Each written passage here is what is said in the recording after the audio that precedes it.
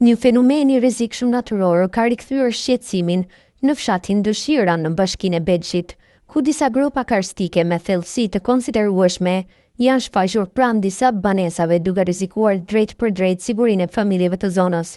Sipas banorëve dhe burimeve nga pushteti vendor bëhet fjalë për gropa të thella, 10, 20 apo 25 metra dhe të gjëra 1 deri në 3 metra, të cilat janë krijuar në mënyrë graduale gjatë 2-3 muajve të fundit, duke përpir oborre, rrugë dytësore dhe pjesë të tokës bujqësore.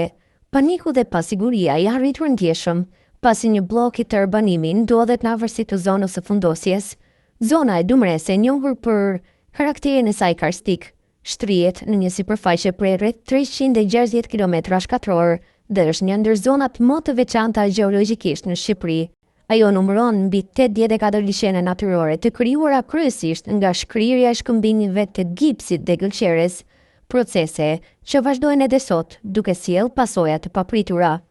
Ekspertët paralajmërojnë se fenomenet e këtij lloji mund të përkeqësohen për shkak të aktivitetit të nëndeshëm, ndërsa kërkojnë një monitorim të vazhdueshëm dhe studime të thelluara për të kuptuar ndikimin real në tokat e banuara dhe në strukturat ndërtimore.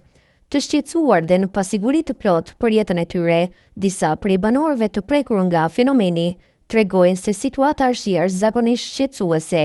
Tajar Broshka, Halit Broshka dhe Lina Çarçiu, këtë të hënë, kanë bërë thirrje për ndërhyrje të menjëhershme.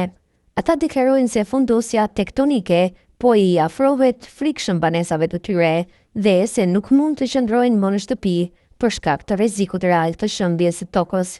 Çdo natë kalojmë me ankth, dëgjojmë zhurmë poshtë tokës dhe shohim si toka shembet centimetër pas centimetri. Nuk presim më, do largohemi vetë, u shpreh njëri prej banorëve.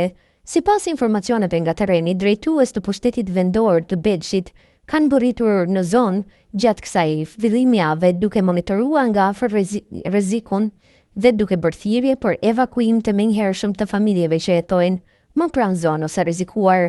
Megjithatë, vetë banorët theksojnë se nuk ka ende zgjidhje konkrete afatgjatë dhe kërkojnë një ndërhyrje nga strukturat shtetërore, Instituti i Gjeoshkencave dhe Emergjencat Civile për të garantuar jo vetëm sigurinë, por edhe trajtim dinjitoz në rast zhvendosje.